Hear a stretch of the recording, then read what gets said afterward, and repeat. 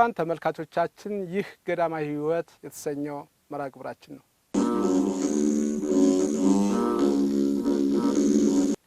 በዛሬው መርሃ ግብራችን በባህር ዳር ሀገረ ስብከት በባህር ዳር ከተማ ከሰሜን ጎንደር፣ ከደቡብ ጎንደር፣ ከምዕራብ ጎጃም፣ ከምስራቅ ጎጃም፣ ከአዊ፣ ከመተከልና ከባህር ዳር ሀገረ ስብከት ለተውጣጡ የገዳማት አስተዳዳሪዎች፣ የየሀገረ ስብከቱ የገዳማት ክፍል ኃላፊዎች በብፁዕ አቡነ አብርሃም የባህር ዳርና የምዕራብ ጎጃም ሀገረ ስብከት ሊቀ ጳጳስ ልማት በገዳማት እንዲሁም ገዳማዊ አስተዳደር በተሰኙ ርዕሶች ወደ እናንተ እናቀርባለን።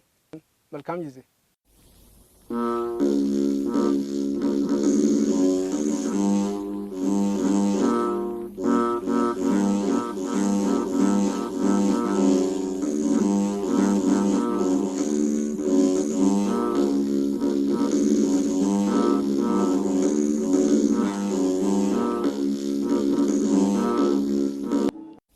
መልከጼዴቅ በዚህ ብቻ አይደለም፣ ገዳማዊ ሕይወት አለው። ሲጣሉ ያስታርቃል፣ የራቀውን ያቀርባል፣ ሁሉንም ነገር እንደ እግዚአብሔር ፈቃድ ያደርጋል። መባውን ስጦታውን ይቀበላል። ምክንያቱም እግዚአብሔር ሹሞታል አክብሮታልና። ከቅዱስ እንጦንስም ሆነ ከዳህርት አበው ሕይወት ላይ የተጻፈውም መጀመሪያ ራስን ማስተዳደር ነው። ራሳቸውን ማስተዳደር የቻሉት እነ እንጦንስ አባቶቻችን በሙሉ ዝርዝር አልገባም። በፈቃድ እግዚአብሔር ላይ አደራን ሲሰጡ፣ መጋቢነትን ሲሾሙ፣ ያስተዳደርን ስልጣን ሲሰጣቸው ተአክብረው ስለመያዛቸው ነውና እኛም አክብረን እንያዘው ነው። መልከጼዴቅ ቅድም ብየዋለሁ፣ እሱን አልፈዋለሁ። ገዳማዊ አስተዳደር እንደ ዛሬው ዓለም ሳይሰለጥን፣ የነጻነት አዋጅም ሳይታወጅ፣ የአንድነት ነጋሪትም ሳይጎሰም አስተዳደር የተገኘው ከየት ነው ከተባለ ከገዳም ነው። አስተዳደር የተገኘው ከየት ነው ከተባለ ከገዳም ነው። የአስተዳደር ትምህርቱ የመሪነቱ ዛሬ በዓለም የምንመለከተው ዲሞክራሲ የሚለው ቃል በግሪክ ቋንቋ ይቀመር እንጂ ጥንቱን ግሪካውያን ቃሉንም ሆነ አስተዳደሩን የወሰዱት ከገዳም ነው። ይሄ ታሪክ ነው፣ ማንም የሚያውቀው ነው። ስለዚህ ገዳማት የሁሉ ምንጮች ናቸው ማለት ነው። የአስተዳደር ምንጮች ናቸው፣ የልማት ምንጮች ናቸው፣ የፍቅር ምንጮች ናቸው፣ የአንድነት ምንጮች ናቸው። ለምን ቢሉ ዲሞክራሲ ከልብስ ጀምሮ እስከ ማንኛውም የዕለት መቁንን ድረስ በገዳም ነው ሰፍቶ ሰልጥኖ የምናገኘው። አንተ ትንሽ ነህ አይባልም፣ አንተ ትልቅ ነህ አይባልም። ልብሱም እኩል ነው፣ አመጋገቡም እኩል ነው። አንተ እንዲህ ነህ ይጨመርልህ አይባልም አይደል? በገዳም ሕግ አንድ ዳቤ ከሆነ አንድ ዳቤ ነው። ትንሽ አንተ ሆድ ሰፋ ይላልና ይጨመርልህ፣ የአንተ ዝቅ ይላልና ይሄ ይቀነስብህ አይባልም። እኩል ነው። ዲሞክራሲ ማለት እኩልነት ከሆነ ማለት ነው። ይሄ ደግሞ ምንጩ የተገኘ ከገዳም ነው። የገዳም አስተዳደር ትክክለኛና የተረጋገጠ ስለሆነ፣ ሌሎች ግን አስፍተውታል። ለዚህ ነው ከግሪክ በፊት የሆነው ደግሞ የት ነው ካል እኛው ሀገር ኢትዮጵያ ውስጥ ነው። የግሪኮችን ጠቅሰን ወደ እኛ ስንመለስ እኛው ላይ ነው መጀመሪያ ላይ። ምክንያቱም ኢትዮጵያዊ ካህን ዮቶር ወይም የዮቶርን ታሪክ ስንመለከት በአስተዳደር ላይ የተካነ፣ በአስተዳደር ላይ የሰለጠነ፣ በአስተዳደር ላይ ብቃት ያለው ካህን ነበረ ዮቶር። ኢትዮጵያዊ ነው የሚለው። ስለዚህ ካህኑ ዮቶር አስተዳደራዊ ጥበብ የተመላ ኢትዮጵያዊ አስተዳዳሪ ሲሆን ከሙሴ በላይ እጅግ አድርጎ የማስተዳደር ጥበብ ስለነበረው ኋላ ለሊቀ ነቢያት ሙሴ የአስተዳደር ጥበብ ያስተማረው ይህ የሀገራችን ሰው ካህኑ ዮቶር ነው። ስለዚህ ኢትዮጵያ ለአስተዳደር እንግዳ አይደለችም፣ ለሌላውም ዓለም ተርፋለች ማለት ነው። ይሄ ደግሞ ዘመናትን መቁጠር ነው። ዓለማት ገና ሳይሰለጥኑ በምድረ በዳም ሳሉ የሆነ የእግዚአብሔር ቃል ነው የሚነግረን። የመልከጼዴቅን በዚህ አይነት መልኩ የዮቶርንም እንዲህ ከቃኘን ሙሴያዊ አስተዳደርን እንውሰድ። አስተዳደር ምሳሌ አድርገን የምንጠቀምባቸው ሰዎች እየፈለግኩ ነው። ዝም ብለን ማስተዳደር ምናምን የሚለው ወደዚያኛው አልገባም ብያቸዋለሁ። ወደ ገዳማዊውንና ገብሱን ነው እየሄድን ያለ ነው። ጠለቅ ወዳለው ወደ ምኑም እንድንገባ አያስፈልገንም። ለኛ በትንሹ በዚያው በቤታችን ባለው እየቀመስ ነው እያሻሻል ነው እያሳደግ ነው እንሂድና የዘመኑ ደግሞ ከዚህ ጋር እናቆራኛለን እግዚአብሔር ሲፈቅድ። ሙሴን የመራው ሕዝብ የመናንያን ምሳሌ ነው። ቅድም ብፁዕነታቸውም አንስቶታል። ሙሴ ይመራው የነበረው ከሀገሩ አስወጥቶ ከስደት ሀገር ወደ ምድረ ርስት ሲወስደው ያ እንደ መናኝ ነበረው ጉዞው። ያ ሕዝብ በምድረ በዳ የሚጓዝ ስንቅ የሌለው እግዚአብሔርን በማመን የሚወጣና የሚገባ ሕዝብ ነው። እግዚአብሔር ያወረደለትን መና እየተመገበ የተስፋይቱን ምድር ለመውረስ ይፋጠን የነበረ ሕዝብ ነው። መናኙም የተስፋይቱን ምድር መንግስተ ሰማያትን ተስፋ በማድረግ የሚኖሩ ባለ ተስፋዎች ናቸው። እግዚአብሔር ይህንን ሕዝብ ያለ መሪ እንዳይቀር ሙሴን ሊቀ ማህበር አድርጎ ነው የሾመላቸው። ልብ አድርጉ። እነዚያ ምድረ ርስትን ለመውረስ በሙሴ አማካኝነት ሄደዋል። አንድ መናኝም ደግሞ የተስፋዋን ምድር መንግሥተ ሰማያትን ለመውረስ ዓለምን ከነ መርገሙ ከነጓዙ ከነምኑ ጥሎ ገዳም ገብቶ የሚጓዝ ነው። ተስፋ የሚያደርግ ሰንቆ የሚሄድ ነው። ለዚህ መሪ ያስፈልገዋል። ለእስራኤላውያን ከግብፅ እስከ ምድረ ርስት መሪ እንደነበራቸው ሁሉ ለገዳማውያኑ ለመናኞችም መሪ ያስፈልጋቸዋል። ምን አይነት መሪ? እንደ ሙሴ ያለ መሪ። በእርግጥ ሙሴ መጨረሻ ላይ ገባ አልገባም ኋላ ምናየው ይሆናል ጊዜ ካለን። እግዚአብሔር ያዘጋጀው መሪ ነው። ማን? ሙሴ። ይህን ማለት እግዚአብሔር ለገዳማውያን መሪን የሚያዘጋጅ እርሱ እንደሆነ እንረዳለን። አንድ ራሱን የሚሰጥ መሪ እግዚአብሔር የባረከው መሪ ነው። እምትስዮም ለሉ ህዝብ ከጠስየኒ ሊተ መጽሐፈ ሕይወት ከዘጸሐፍከኒ፣ እኒህን ህዝብህን ከምታጠፋ እኔን ከባለሟልነት ደምስሰኝ የሚል ይሆናል። ትክክለኛ መሪ ይሄ ነው። ትክክለኛ አስተዳዳሪ ይሄ ነው። እግዚአብሔር ሲቆጣ ህዝቡን ልቅጣ ሲል የለም እነዚህን ከምታጠፋ እኔን አጥፋኝ፣ እነዚህን ከምትደመስስ እኔን ከመጽሐፈ ሕይወት ደምስሰኝ ብሎ ኃላፊነት የሚወስድ ለሚጠብቀው ለመንጋው የሚራራ መንጋውን በትክክል የሚመራ መሆን አለበት። ይህንን እስካላደረገ ድረስ የመሪነት ጠባይ አይኖረውም፣ የምንደኝነት ካልሆነ በስተቀር። ምንደኛ ደግሞ የትም የትም አይደርስም። እንደተባለው ተኩላን ባየ ጊዜ ጥሏቸው ይሸሻል፣ ቀበሮን ባየ ጊዜ ጥሏቸው ይሸሻል። ለጠላት መንጋውን አጋልጦ ራሱን የሚደብቅ ጨካኝ አውሬ ይሆናል። ሙሴ ግን እንደዚህ አይነት መሪ አልነበረም። ስለ ህዝቡም ይጸልያል። እውነተኛ መሪ ይሄ ነው። ፍርድ በመስጠት ብቻ አይደለም። ከአሕዛብ በሚደረግባቸው ጦርነት ህዝቡ በድል እንዲመለሱ እጁን ዘርግቶ ይጸልያል። እንዲያውም እሱ እጁን ሲያጥፈው ህዝቡ ስለሚሸነፉ ስለ ህዝቡ እጁ እስኪዝል ፀሐይም እስክትጠልቅ ድረስ እጆቹን ይዘረጋላቸው ነበር። ከላይ ዘጸአት 32 አሁን ደግሞ ዘጸአት 17 11 ላይ የምናገኘው ታሪክ ነው። እውነተኛ መሪ ይሄ ነው። ተግቶ የሚጸልይ በቃል ብቻ አይደለም። አስተዳደሩ እንዲቀና፣ ህዝቡ ጤናማ እንዲሆን፣ መነኮሳቱ ለጸሎት ለተጋድሎ የተጉ እንዲሆኑ፣ የሰይጣን ክንፉ እንዲሰበር፣ ኃይሉ እንዲደክም፣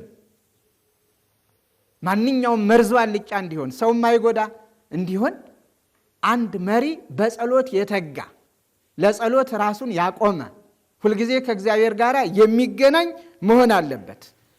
ሙሴ ይህንን ያደረገ የገዳም አስተዳዳሪ ልጆቹ በመንፈሳዊ ጦርነት ድል እንዳይነሱ ስለነሱ እጁን ዘርግቶ የሚጸልይ መሆን አለበት። ይልቁንም የገዳማዊ ጾር ከባድ ነው። ምክንያቱም ውጊያው በአይን ከማናያቸው ከመናፍስቱ ጋራ፣ በእጅ ከማንዳስሳቸው ከመናፍስቱ ጋራ ከረቂቃን ኃይላት ጋራ ስለሆነ፣ ስለዚህ እነዚህን የሚዋጋቸው ደግሞ ጸሎት ስለሆነ እነዚህ በአምልኮት ጸንተው በምግባር ታንጸው እውነተኛ መናኞች ሆነው እንዲኖሩ በጸሎት የሚመራ መሪ አስተዳዳሪ አበምኔት ያስፈልጋል ማለት ነው። ነን አይደለንም? ከኔ ጀምሮ ሁላችንም ራሳችንን እንፈትሽ። በአስተዳዳሪነት በአበምኔት ያለን ለአምልኮተ እግዚአብሔር መቅናት የተሞላበት አመራር ነው። አንድ የገዳም አበምኔት ከሁሉም የሚያስቀድመው አምልኮተ እግዚአብሔር ስርዓተ አበው እንዲጠበቅ ማድረግ ነው። አምልኮተ እግዚአብሔር እንዲጠበቅ ስርዓተ አበው እንዲጠበቅ ማድረግ ነው። ሙሴ እስራኤል ጣዖት በሚያመልኩበት ተቆጥቶ ወገኖቹን ሌዋውያንን ሳይቀር በሰይፍ አስፈጅቷቸዋል። ጨካኝነት አይደለም። ያን ያህል ደረጃ የደረሰው ለአምልኮቱ እጅግ ቀናይ ስለነበረ ነው። ለአምልኮቱ እጅግ ቀናይ ስለነበረ ነው። በዚህም አበው መነኮሳት፣ ገዳማውያን፣ አበምኔቶች ለአምልኮቱ ቀናተኞች መሪዎች በአጠቃላይ እስከሆነ ድረስ እነሆ ተመሪውም ቀናተኞች ይሆናሉ። ስለዚህም ኃይለ አጋንንትን ማድከም ይቻላል። ከዚህ ውጭ ግን ምንም ትርጉም የለሽ ይሆናል። ዘጸአት 32 27ን ማንበብ ትችላላችሁ በሙሉ። ከዚህ በተጨማሪ በሙሴ አስተዳደር ውስጥ ጎልተው ከሚታዩት አብይ ጉዳዮች ውስጥ የተወሰኑትን እናንሳ። አንደኛ ማቀድ። አንድ አስተዳዳሪ ለሚሰራው ማቀድ አለ። ማቀድ ልብ አድርጉ። ለ400 ዘመናት በዚህ በምድረ በዳ ይኖር የነበረውን በፈርዖናዊ አገዛዝ ተረግጦ ተጨንቆ ራሔል ስለ ልጆቿ መጽናናት አቅቷት እንባዋን ወደ ሰማይ እስከምትረጭ ድረስ የደረሰውን ሕዝብ መርቶ ወደ ምድረ ርስት ለማግባት እቅድ አለ። እግዚአብሔራዊ እቅድ አለ። ለሙሴ የተሰጠው እቅድ አለ። እንዴት ማለፍ እንዳለባቸው፣ ምን ማድረግ እንዳለባቸው ይህን ዝርዝሩን ለሊቃውንቱ መንገር አያስፈልግም። ያንን እቅድ ተመልከቱት። ከሙሴ ያለ እቅድ ዝም ብሎ ብድግ ብሎ ዛሬ ተነሱ ውጡ አይደለም የተባለ። መቼ መውጣት እንዳለባቸው፣ ከመውጣታቸው በፊት ምን ማድረግ እንዳለባቸው፣ ከሞተ በኩር እንዴት ራሳቸውን ማዳን እንዳለባቸው፣ በጉዟቸው ውስጥ መያዝ ምን እንዳለባቸው በዝርዝር ቀርቧል። ስለዚህ ማንኛውም ሰው ገዳማዊም ይሁን ዓለማዊ ያለ እቅድ የሚንቀሳቀስ ከሆነ ለችግር የተጋለጠ ነው፣ ለፈተናም የወደቀ ነው። የሚሄድበትንም አያውቀውም፣ የሚደርስበትንም አይረዳውም። እቅድ ማለት ትንቢት ማለት ነው። ትንቢት የተወሰነ ነገር እዚህ ድረስ መድረስ አለብን፣ ይሄኛው እንትን ቢል እዚህኛው ላይ እንድናለን፣ ይሄኛው ችግር ቢያመጣ በዚህኛው ላይ እንሻገራለን፣ ይሄኛው እዚህ ጋር ችግር ቢፈጥር በዚህኛው ላይ እንሸጋገራለን መባል መቻል አለበት። እቅድ ሁልጊዜ በሙሴ ሕይወትም በመድኃኒታችን በኢየሱስ ክርስቶስም በሐዲስ ኪዳንም ሁለት ሰንሰለት አድርጋችሁ ስሩት። መድኃኒታችን ኢየሱስ ክርስቶስም ሐዲስ ኪዳንን ሲመሰርት ሐዋርያትን ሲጠራ በእቅድ ነው። መጀመሪያ እቅዱን ነው ያወጣው። ሐዋርያትን እንዴት መጥራት እንዳለበት፣ ከየት መሰብሰብ እንዳለበት፣ እንዴት መላክ እንዳለበት፣ ያውም የባህሪው የሆነው ልብ አድርጉ። እግዚአብሔር አቅዶ አስቦ ይሆናል አይሆንም የሚባል ነገር የለም። ይሁን ባለ ጊዜ ይሆናል፣ መናገርም ሳይኖርበት በቃልም ያለ ቃልም ዝም ብሎም ተናግሮም ሁሉን ማድረግ የሚችል ነው። ግን በእቅድ መስራት እንዴት እንዳለብን ብዙ ነገር እንማራለን። ሐዲስ ኪዳንንም ገና ከ12 ሐዋርያት 1-2 ተብለው ከተጠሩት በኋላ ከዚያ በኋላ ከ36ቱ ቅዱሳት አንስት ከዚያ በኋላ ከ120 ነው አርድእት እነዚህ በአጠቃላይ 120 ቤተሰቦች እንዴት እንደተደራጁ እንዴት እንደሆኑ እሱን ማየት እንችላለን። ያ ሁሉ እቅድ ነው። ከዚያ በኋላ እነዚያ ናቸው ዓለምን ያጥለቀለቁት። ለምን? በእቅድ መጓዝ ስለሚያስፈልግ እቅድ አለ። ሙሴም ይህንን አድርጓል። ማደራጀት የሚቀጥለው ከአስተዳደር ጋር አንዱ የአስተዳደር ትልቁ አንዱ ማደራጀት ነው። ሳያደራጁ አንድን ነገር ዝም ብሎ ዘው ማለትም ትርጉም የለውም። ምን መደራጀት አለበት? በተለያየ መልኩ ከጊዜ አንጻር አሁን እዚያ ላይ ዝርዝር አልሄድም። ግን ማደራጀት በሙሴም ሕይወት መድኃኒታችን ኢየሱስ ክርስቶስም ባደረገው አደረጃጀትን እንመለከታለን፣ እንማራለን። ይህን ዘመናውያኑም የሚጠቀሙበት ነው፣ መንፈሳዊም ዓለም የምንጠቀምበት ነው። ከዚያ በኋላ መምራት የተደራጀው ሁሉም እንደፈለገ አይሄድም። የተደራጀው ሁሉ ስለዚህ ማደራጀት አለ፣ መቆጣጠር አለ፣ መምራት አለ። መሪው ይመራል። ከዚያ በኋላ የሚመራው ደግሞ ትክክል መርተነዋል አልመራነውም የሚቆጣጠር አለ። የጎደለውን የሰው ኃይል ማሟላት። ሙሴ በዚህ አይነት መልኩ ብዙ ሂዷል። አዲስ ገዳም ሲመሰረት በነገራችን ላይ ይህንን ትኩረት አድርገን እንድናየው ዛሬ ሁሉ መስራች ሆኖ ስላየነው ነው ይህንን የማነሳው። እንግዲህ አስተዳደር እስከሆነ ድረስ አስተዳደር የሚባለው ከመንበረ ፓትርያርክ ከቅዱስ ፓትርያርኩ እስከታች ድረስ ያለው ነው። በእነዚህ ሰንሰለት ያልተያያዘ ያልተሳሰረ አስተዳደር ሊሆን አይችልምም አይሆንምም። ስለዚህ አዲስ ገዳም በሚመሰረትበት ጊዜ ዛሬም ሆነ ነገ ደግሞም ገዳማት እየተመሰረቱ ይሄዳሉና አንደኛ የክፍለ ሀገሩ ሊቀ ጳጳስ ፈቃድ ያስፈልጋል። ሁለተኛ ቤተ ክርስቲያን መኖር አለበት። ሶስተኛ ከተገደመ በኋላ በሊቀ ጳጳሱ የሚመራ ገዳም መሆን አለበት።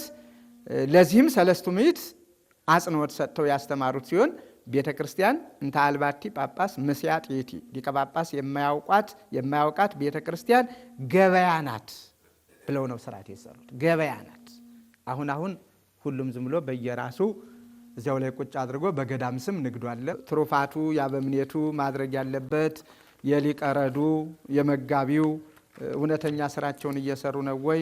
ሌሎችም የሊቀ መዛግብቱ ወይም የቀሰ ገበዙ እነዚህ ሁሉ መታየት የነበረባቸው ናቸው። አልቻልኩም፣ ይቅርታ። ሌላ የገዳማት ወቅታዊ ችግሮችን ብቻ አይተን እዚህ ላይ ጠቅለል እያደረግን እንሂድ። የገዳማት ትልቁ ወቅታዊ ችግሮቻችን በአሁኑ እንግዲህ አስተዳደርን ጠቅለል አድርገን እንየው። አስተዳደር የመጀመሪያው እውነተኛ አስተዳዳሪ በባህሪው አስተዳዳሪ እግዚአብሔር ነው። ከዚያ ለሰው ልጆች ሰጥቷል። ከዚያ ለገዳማዊ ለምናኔ ማንን ነው? መልከጼዴቅን አይተናል፣ እነ ሙሴን አይተናል፣ እነ ቅዱስ ጳውሎስን እነ ቅዱስ ጴጥሮስን ተመልክተናል። ሌሎችንም እና አባ እንጦንስንም ዳሰናል። ይህንን አስተዳደር ከነሱ ተምረን በማቀድ በመምራት በማደራጀት በመሳሰሉት ነገሮች መምራት እንድንችል ለማየት ሞክረናል። የገዳማዊ ወቅታዊ ችግሮች ግን አንደኛ ለእውነት የመነኮሰውና ለእውነት ያልመነኮሰውን ለይቶ ማወቅ፣ ይሄ ገዳም ትልቁ ችግር ነው። ትናንትም አንስተነዋል። በአስተዳደር ውስጥ አንድ አስተዳዳሪ ሊያየው የሚገባው መጀመሪያ የመጣው ሰው የእውነት መነኩሴ ነው አይደለም፣ የእውነት መናኝ ነው አይደለም የሚል ጥያቄ ማንሳት አለበት። ሹማምንቱ፣ መጋቢው፣ ሊቀረዱ የመሳሰሉት ነገሮች ይህ ሰው ተልእኮ ምንድን ነው ብለው መጠየቅ መቻል አለባቸው። ዝም ብሎ እንኳን ደህና መጣህ ብለን የምናስተናግድበት ነገር አይደለም። በየዋህነት እንኳን ደህና መጣህ ብለን እናስገባዋለን። ለምነና ይምጣ ለእንግድነት ድሮ ህግ አለው፣ አስተዳደር አለው። ለገዳም መናኝ ከሆነ የተወሰነ ጊዜ ይሰጠዋል፣ የመጣበትን ዓላማውን ይገልጻል፣ ገዳሙ ከተቀበለው ይኖራል። አለበለዚያ እንግድነት ጊዜውን ፈጽሞ ይሰናበታል። ዛሬ ግን ቁጭ ብሎ ለጥናት ነው ይላል። ምን እንደሚያጠና እግዚአብሔር ይመርምረው። ቅርሳ ቅርሶችን ያጥና፣ አሰራረቁን ያጥና፣ አወሳሰዱን ያጥና፣ የሃይማኖት መበረዝን ያጥና፣ የሃይማኖት መበከልን ያጥና። ምን እንደሆነ እንኳን የሚያውቀው የለም። ደግሞ ብልሆች ናቸው፣ በዚህ ጠቢባን ናቸው እነዚህ። ምክንያቱም እዚያ ውስጥ ያሉትን ደካማ ጎኖች ጠንቅቀው አውቀው ግማሹን በስጦታ ግማሹን በፍቅረ ነዋይ ማለት ነው፣ ግማሹን ደግሞ ይሄ በከንቱ ውዳሴ ጠልፈው የመያዝ ብቃት አላቸው። ይሄ የገዳማት የወቅቱ ችግሮቻችን ናቸው። ስለዚህ ለይቶ ለማወቅ ሌላው ደግሞ ዓለም ያሸነፋቸውንና ዓለምን ያሸነፉትን ለይቶ ማወቅ። ዓለም አሸንፎ ያሳደዳቸው አሉ፣ ዓለምን አሸንፈው የመጣሉ። ዓለም ያሳደደቻቸው ከሆኑ እነሱ መናኞች አይደሉም፣ ተቸግረው ነው። ትናንትና ዘጎየ ማጸባና ዘጎየ ዓለም ብለን ተነጋግረንባቸዋል። ያንድ አስተዳዳሪ ትልቁ መሪነት የመሪነት ጠባዩ ይሄ ነው። አቡነ ዘበሰማያት ለማለት ብቻ አይደለም፣ በጸሎት ጊዜ ጸሎት ለማድረስ ብቻ አይደለም። ልጆቹን መጠበቅ፣ ከተኩላ ጋር እንዳይቀላቀሉ፣ ተኩላው የበግ ለምድ ለብሶ ከመካከላቸው እንዳይገባ፣ አንዱንም አንዱን እንዳይጎዳ እንዳያጠፋ መጠበቅ መቻል አለበት። ያንን እስካላደረገ ድረስ ችግር ነው። የወቅቱም የገዳሞቻችን ችግር ይሄ ስለሆነ ሌላው የተሐድሶ ኃይላት ወደ ገዳማቱ ተመልሰው መግባትና ከፍተኛ ችግር መፍጠር ላይ ይታያል። ትናንትና አንድ ሰው ከካደ ወጥቶ መሄድ ነው አይደለም። ከካደ ተጠራጣሪ እንኳ ከሆነ ኑፋቄ እንኳ ካደረበት ይበረግጋል፣ አይቀርብም ወደ ውስጥ። ምክንያቱም የታወቀበት ስለሚመስለው ይደነግጣል። ቃየላዊ ያካሄድ ነበረው። ቃየል ሁልጊዜ ሲበረግግ አይደለም የሚኖረው በአጥፊነቱ የወንድሙን ደም በማፍሰሱ። ስለዚህ በክደቱ በኑፋቄው በመርዛማ ህይወቱ ከዛሬ ነገ ታወቀብኝ እያለ የሚበረግግ ነበረ። ዛሬ ግን ጭራሽ የሚበረግግ ሳይሆን የሚያስበረግግ ሆኖ ራሱን መስሎና አስመስለው በየገዳማቱ ገብተዋል። አንዱ አስተዳደር በዚህ በወቅታዊ ችግሮች ላይ የሚሾሙ አበምኔቶች፣ መጋቢዎች፣ ሊቀረዶች ወዘተርፈ ወደ የገዳማቱ የሚመጡትን ሰዎች ለይቶ ማወቅ። ባነጋገራቸው መታወቅ ይችላሉ፣ በጸሎታቸው መታወቅ ይችላሉ፣ በአስተብርኳቸው መታወቅ ይችላሉ፣ በአቀራረባቸው መታወቅ ይችላሉ፣ በሐኬታቸው በስንፍናቸው መታወቅ ይችላሉ።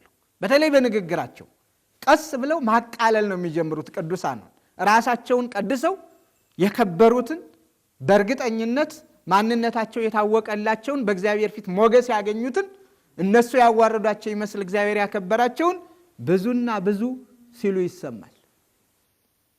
ብዙና ብዙ ሲሉ ይሰማል። ስለዚህ ጥንቃቄ ያስፈልጋል ማለት ነው መሪዎቹ። ሌላው በጊዜያዊ ጥቅም ምክንያት ወደ ገዳማቱ የሚመጡትን ኃይሎች ማንንም ሳያውቁ ከደጀ ሰላሙ ከመግቢያው ከበሩ አልፈው ዘው እያሉ እየገቡ ስለሆነ እነዚያን ማወቅ። ጊዜያዊ ጥቅም የተወሰነ ነገር ይሰጣቸዋል። አጥንታችሁን ይባላሉ። መግቢያ መውጫውን እንዲረዱ ይደረጋሉ። ለገዳማቱ አይን ይሆናሉ። ለመነኮሳቱ በተላላኪነታቸው በፍቅራቸው እንዴት ያለ እንደው እግዚአብሔር ያመጣው ቅዱስ ልጅ ይባላል። እንዴት ያለ ቅዱስ ሰው መሰላችሁ ይባላል። ገና ምንነቱ እሱ ለዓላማው ነው። አይታችሁ አታውቁም እንዴ? በድራማ የምናያቸው ነገሮች አሉ። እናቱ የሞተበት ያን ያህል ሳልቅስ አታዩትም አይደል እንዴ? ስቅስቅ ብለው ሲያለቅሱ የዚያንን ገጸ ባህሪ ወስደው ማለት ነው። ምን ሆንክ ቢባል በግሉ ምንም የሆነው ነገር የለም፣ ግን ያለቅሳሉ። ለራሳቸው ውስጣቸው በሐዘን ተቆራምዶ በሳቅ በስላቅ እንዲሁ በቃ ቤቱን የሚያጣበቡ የሚያሞቁ የሚያደምቁና ያለን በድራማ ውስጣቸው ግን ህይወታቸው ቢታይ ሐዘንና ሮሮ የበዛባቸው መቼ ነው የሚያልፍልኝ የሚሉ ሁልጊዜ ከዓለም ጋር የሚታገሉ ይሆናሉ። ግን የሚወስዱት ገጸ ባህሪ ያንን እንዲላበሱ ያንን እንዲያደርጉት ያደርጋቸዋል። ዛሬም በገዳማት ይህንን ድራማ እያየን ነው። ስለዚህ የገዳማት መሪዎች፣ የገዳማት አስተዳዳሪዎች ከላይ እስከታች ሰንሰለቱን ጠብቀው ያሉት ዘው እንዳሉ ዝም ብለው እስከ ውስጥ እንዲገቡ መደረግ የለበትም። ገና እንደገቡ ስንት አባቶቻችን ደክመው ያቆዩአቸውን ንብረቶች፣ ቅርሶች ጠባቂ እኮ እናደርጋቸዋለን። በወራቸው፣ በሁለት ወራቸው፣ በሶስት ወራቸው እንሾማቸዋለን እኮ አንዳንዱ ገዳም ውስጥ። አለበለዚያም ደግሞ አፈ መምህር ጉዳይ አስፈጻሚ የሚለውማ የተለመደ ሆኗል። እንግዲህ ተመልከቱት፣ የገዳሙ ጉዳይ አስፈጻሚ እዚህ ገዳሞቶች ጣና ውስጥ ባሉ ገዳሞቶቻችን ውስጥ የገዳሙን መልክ የማያዩ የማያውቁ በገዳሙ ስም ማህተም አስቀርጸው ንግዳቸውን አስፋፍተው በከተማ የሚኖሩ ብዙዎች ናቸው። ይሄ ሁላችን የምናውቀው የምንነጋገርበት ነው። ግን እንደ መሪነት እንደ አስተዳዳሪነት ብልህ መጋቢዎች ሆነን ካሉበት አድነን ለሕግ አቅርበን የማስቀጣት እድሉ አላገኘነውም፣ አላየነውም፣ አልተንቀሳቀስንም። ምን ቸገረኝ በሚል ቁጭ ብለን እናያለን ሲነግዱ በገዳማቱ። ይሄ መጋቢ፣ አስተዳዳሪ፣ አበምኔት፣ መሪ የሚያሰኝ ጠባይ አይሆንም። የገዳማቱ የወቅቱ ችግሮቻችን እነዚህ ስለሆኑ ልናውቃቸው ይገባል። የየገዳማቱ ዘመን ተሻጋሪ የሆኑ ቅርሶች በአግባቡ ተመዝግበው አለመያዛቸውና ሀገር ተሻግረው እንዲሄዱ መደረጋቸው የወቅቱ ችግራችን ነው። ልብ አድርጉ። ቅድም ብፁዕነታቸው ነግረውናል። እኛ ምስኪን 30 ብር የሚያገኙ ሰው 100 ሺህ ብር ልስጥዎትና አንዱን መጽሐፍ ይስጡኝ ሲሉ የተናገሩትን ቃል ሰምታችኋል። የእኛ አባቶች እንደዚያ ነው ጠብቀው ያቆዩን። እነሱ እየተራቡ ሀገር እንዳይራብ ከታሪክ አንጻር ከቅርስ አንጻር ትውልድ እንዳይራብ አገር የለሽ ትውልድ እንዳይፈጠር ማንነት የሌለሽ ትውልድ እንዳይፈጠር የቤተ ክርስቲያንን ታማኝነት ለዚህ ነበር እኮ ነገስታቱ፣ መሳፍንቱ፣ መኳንንቱ ለልጅ ልጆቻቸው አይደለም የሚያዋርሱት ወይም በቤተ መንግስቱ ይቀመጡ ብለው የተዋቸው ቅርሳ ቅርሶች የሏቸውም። ያሉ የሌሉ ውድ የሆኑ ቅርሶቻቸውን ሀብቶቻቸውን ለገዳማት የሚሰጡት ገዳማት የመጨረሻ ታማኞችና ፍጹማን ስለሆኑ ብቻ ነው። ምክንያቱም ይህንን አረጋግጠዋል አባቶቻችን። ዛሬ ግን ተመሳስለው እየገቡ ቅርሶቻችንን አሳልፈው የሚሰጡ ባሮጌ አዲስ ብለው የሚለውጡ የጥንቱን ዘመን የተቆጠረለትን ማንነትን የሚያንጸባርቀውን ያርጅቷል ላይጠቅምም ተውት ብለው ያንኑ አመሳስለው ሰጥተው የሚሸቅጡ የሚለውጡ የበዙበት ዘመን ላይ ነን። ይሄ ብቻ አይደለም፣ በታቦታቱም በጽላቶቹም ላይ ይሄ በቃ አያገለግልም አዲስ ጽላት መግባት አለበት ብለው የነበረውን ጥንታዊውን አባቶቻችን ያቆዩንን ወደ ጎን እነሱ ወደ ፈለጉት ሜዳ አዲስ ግን የሚያስገቡበት ዘመን ነው። ስለዚህ ይህንን እያየ ዝም የሚል በቸልተኝነት የማይሮጥ ራሱን የማያነቃቃ አስተዳዳሪ መሪ ካለ እሱ አስተዳዳሪ መሪም አበምኔትም ሊባል አይገባውም። ወይም ጳጳስ ወደኛ የምንምጣና ከላይ እስከታች ድረስ ምክንያቱም ሁላችንም የሚመለከት ነውና። ሌላው የእዝ ሰንሰለቱን መዋቅር ማለትም የኢትዮጵያ ኦርቶዶክስ ተዋሕዶ ቤተክርስቲያን ምልዓተ ጉባኤ ቅዱስ ሲኖዶስ ባወጣው ቃለ ዓዋዲ በውል አውቆ አለመስራት የሚፈጠሩ ከፍተኛ ችግሮች ቅድምም ተነግሯል በተደጋጋሚ። ይሄ ደግሞ በጣም የተበጣጠሰ መናፍቃን ለስራቸው እንዲመቻቸው ለዓላማቸው ስኬት እንዲሳካላቸው ሆን ብለው የሚጠነስሱትና ያለምንም ጥያቄ መርዛማነቱን አብረው ቀላቅለው አዋህደው የሚግቱትን አብረው የሚያቀረሹ ሰዎች አሉ። በጣም በሚያስደንቅ መልኩ ምን ያደርጋል ቤተ ክህነት? ምን በጀት በጅቶልን ነው? ምን አድርጎልን ነው? መቻያት ምን ብሎ ማን ያቆየኝ? ሰንሰለት ይችን ቤተ ክርስቲያን እኮ ያቆያት ሰንሰለታዊ መዋቅሩ ነው፣ ሲኖዶሳዊ መዋቅሩ ነው። አለበለዚያማ እንደ ፕሮቴስታንቱ ዓለም የተከፋፈለ የተለያየ የየራሱ የሆነ ሜዳ ይኖረው ነበር። ይቺ ቤተ ክርስቲያን የሚያደርጋት አስተዳደራዊ መዋቅሯ ነው።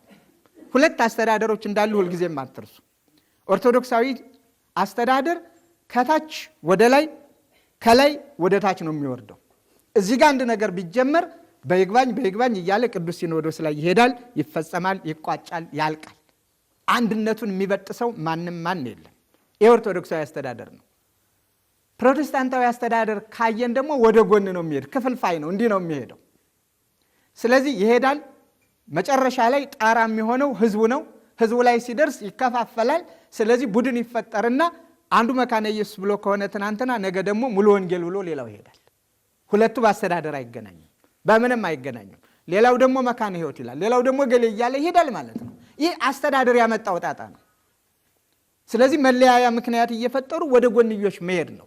ለዚህም ነው ዛሬ በስንት ሺዎች የሚቆጠር ፕሮቴስታንት ሲፈጠር አንዲት ቤተክርስቲያን የምትባለው ኦርቶዶክሳዊ ተዋሕዶ ቤተክርስቲያን በቁጥር ብዙ ስትሆን ከላይ እስከታች ባላት መዋቅራዊ ሰንሰለት ነው። ይህንን መዋቅራዊ ሰንሰለት አለመጠበቅ፣ ለዚህ ሕግ አለመገዛት፣ የዚህ ሕግ ፈጻሚ አለመሆን ገዳማትን ወደ ግል፣ ገዳማትን ወደ ማህበር፣ ገዳማትን ወደ ግለሰቦች በእኔነት ባይነት በጉልበትም ዛሬ በጉልበት የተደራጁ አሉ፣ በአንደበት የተደራጁ አሉ። የገዳሙን ገንዘብ ያለ ተቆጣጣሪ ቅድም ወንድማችን እንደተናገረው መሪ ሰሪ ሳይኖርበት ለፈለጋቸው ሰዎች ይህን ገዝተንልሃል፣ ለፈለጋችሁት ሰዎች ይህን ቤት ሰርተንልሃል፣ ባጃጅ ገዝተንልሃል የሚሉ ገዳማት ተፈጥረዋል። ምክንያቱም ከላይ እስከታች ተቆጣጣሪ ስለሌላቸው ያለደረሰኝ እንደፈለገ የገባው ገንዘብ ሳይታወቅ ሲወጣም ሳይታወቅ ስለሚዋኘው ይህ ቤተ ክርስቲያንን አንድነት የሚበጣጥስ የነበራትን ታሪክ የሚያደበዝዝ የሚያጠፋ ህልውናዋን ጨርሶ የሚሽር ሌላ መርገም ነው፣ ሌላ ሸክም ነው። ስለዚህ የወቅቱ ችግሮች አንዱ አስተዳደራዊ ሰንሰለትን አለመጠበቅ፣ ከቅዱስ ሲኖዶስ የሚወርደውን መመሪያ ወረዳ ደርሶ ወደ አጥቢያ ወይም ወደ አንድ ደብር ገዳም ያለውን ተቀብሎ አለማስተናገድ የሚያመጣው ችግር ስለሆነ እባካችሁ እንጠንቀቅበት ነው የምለው። ሌላው ስርዓቱን የተከተለ ምንኩስና ስርዓት ባለመፈጸሙ የሚፈጠር ችግር ነው። አስተዳደሩን የሚያዛባው፣ አስተዳደሩን የሚያበላሸው መሪና ሰሪ፣ ጠያቂና ተጠያቂ፣ መሪና ተከታይ የሌለ ሆኖ የምናየው ስርዓቱን የተከተለ የምንኩስና ስርዓት ባለመፈጸሙ ነው። የት እንደመነኮሰ ሳይታወቅ መነኩሴ ነኝ ብሎ ይመጣል፣ ራሱን መሪ ያደርጋል። የት እኮ እንደመነኮሰ አይታወቅም። የት እንደመነኮሰ ትናንትና ሳይመነኮሱ የሚኖሩትን አይተናል። ደግሞ የት እንደመነኮሰ የማይታወቅ ከማን ስልጣነ ክህነት እንደተቀበለ የማይታወቅ አንድ አባት ሲነግሩኝ፣ ኧረ አንድ ቅርብኝ መጥቀሱ እንጂ ብፁዕነታቸውም አብረን ነበርንና አንዴ ሰማነው አለ። ክህነት ከየት ተቀበልክ ብለው ሲጠይቁት ምንድን ነው ያለ ሰውየው? የገዳሙ አበምኔት ናቸው የሰጡኝ ክህነት። እና ትቀድሳለህ? አዎ እቀድሳለሁ። ክህነት ከየት ተቀበልክ? የገዳም አበምኔት ክህነት ይሰጣል እንዴ? የገዳም አበምኔት ያስተዳድራል፣ ይመራል፣ ይሰራል፣ ይቆጣጠራል እንጂ ክህነት ይሰጣል? እስከዚህ ድረስ ነው። የት እንደመነኮሰ የት ክህነት እንደተቀበለ የማይታወቁ ራሳቸውን ከፍ ያደረጉ ሰዎች በዝተዋል። ትዕቢት የተጠናወታቸው፣ ሲሞናዊነት የሰለጠነባቸው፣ ሕገ እግዚአብሔርን ጨርሰው የረሱ የዘነጉ በገዳም ስም እንኳ ብዙዎች ተፈጥረዋል። ስለዚህ ስታመነኩሱ መቼ እንደመነኮሱ ማን እንደሆነ የት እንደኖረ ጠንቅቆ ማወቅ የአስተዳደር የአመራሩ ትልቁ ድርሻ ነው። ስለዚህ እገሌ የሚባል መነኩሴ መንኩሷል ተብሎ ሲሆን እስከ ሀገረ ስብከት ማሳወቅ፣ ሰንሰለቱን ደረጃውን ጠብቆ እስከ መጨረሻው መሄድ የአንድ አስተዳዳሪ ትልቁ ስራ መሆን አለበት።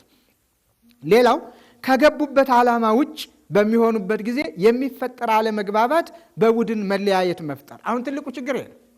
ልብ አድርጎ ገዳም ውስጥ ሆኖ አንድ አስተዳዳሪ አንድ አበምኔት ያለው ሰው እንዴት ነው ቡድን መፍጠር? የገባበትን ዓላማውን ረስቶ የገሌ የቡድኑ አፈጣጠር የችግር አፈታቱ ስልት ስለሌለ ቅድም ተብሏል። የአንድ አስተዳዳሪ አንዱ ትልቁ ስራው ግጭትን ችግርን መፍታት ነው ብለናል። ግን ስለሌለ አንዱ የዚያ ማዶ ይላል ሀገር እየጠራ አንዱ የዚህ ማዶ ይላል። ከአንዱ ኢትዮጵያ ውስጥ እኮ ነው። እንደገና ደግሞ ከአንዱ ክፍለ ሀገር ውስጥ አንተ የዚያ ነህ አንተ የዚህ ነህ። በወረዳዎቹ የመለያየት አባዜ በየገዳማቱ አሁን ዛሬ መከራ ሆኗል፣ ፈተና ሆኗል። እንዲህ አይነቱን አጥብቆ መራቅ ማስተካከል የገዳማውያኑ የአመራር አንዱና ትልቁ ስልት ነው። ሌላው የገቡበትን ዓላማ እስከ መጨረሻው ድረስ አውቆ ለገቡበት ዓላማ መታገል ካልተቻለ ግን መመለስ ሳይሻል ይቀራል። የተቀደሰው ቦታ ሆኖ መከራ ከማየት መርገም በረከት ፈልጎ መርገምን ከመጎናጸፍ አልቻልኩም ሞክሬው ነበር ብሎ መመለሱ የተሻለ ይመስለኛል። ቢቻል አለመመለስ ንስሐ መግባት እዚያው እስከ መጨረሻው መታገል። አለበለዚያ ግን እውነተኛ መናንያንንም ማጥፋት ማዳከም ራሱን የቻለ ችግር ስለሆነ ሌላው ዘመኑን የዋጀ የሥራ አመራር መኖር አለበት። ዘመኑን የዋጀ የለም እያልን አይደለም፣ መጠቀም መቻል። ከላይ እስከታች ካየነው የቤተ ክርስቲያኒቱ መዋቅር፣ የቤተ ክርስቲያኒቱ አስተዳደር፣ የቤተ ክርስቲያኒቷ መመሪያዎች በቂዎች ናቸው። ላለንበት ዘመን በቂዎች ናቸው። እንደውም ቀድመው ይሄዱም አሉ። ስለማንሰራባቸው ወይም ስለማናጠናቸው ወይም በደንብ ስለማንከታተላቸው ጉድለት እንዳለ ሁልጊዜ የምናላዘን ሰዎች አለን። ጉድለት እንዳለ ሁልጊዜ የምንሰብክ ሰዎች አለን። መጀመሪያ መች ተጠቀምንበት? ያለውን ቃለ ዓዋዲ እንኳን በስነ ስርዓት አናውቀውም። ብዙዎች የማያውቁ ሰዎች አሉ።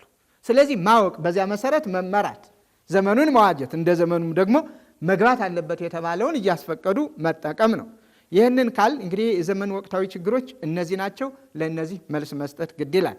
ስለዚህ ከኛስ አሁን ምን ይጠበቃል? ሁልጊዜ ታሪክ መተረክ ሌላ ነው። ስለ ሌላው መናገር ቀላል ነው። ስለ ራስ መናገር ግን ከበድ ይላል። በጎ ነገር ከሆነ ስለ ራስም ቀላል ነው። ግን ራስን መመርመር ከኛ ምን ይጠበቃል? ምንስ እየሰራው ነው? ምንስ እያደረኩ ነው? የሚለውን በተወሰኑ አረፍተ ነገሮች እንዲህ። አንደኛ በገዳማቶቻችን ሃይማኖታችንን በሚፈቅደው መሰረት ርኅራኄና ይቅርታ የተሞላበት አስተዳደር እንዲኖር ማድረግ። ርኅራኄና ይቅርታ የተሞላበት አስተዳዳሪዎች ነን እስከተባልን ድረስ በዚህ መግቦት እግዚአብሔር እስከ ሾመን እስካከበረን ድረስ የዚህን የአስተዳደር ስልጣን በልዩ ጸጋ እስከሰጠን ድረስ ርኅራኄ መሞላት ፍቅርን ማድረግ ግዴታችን ነው።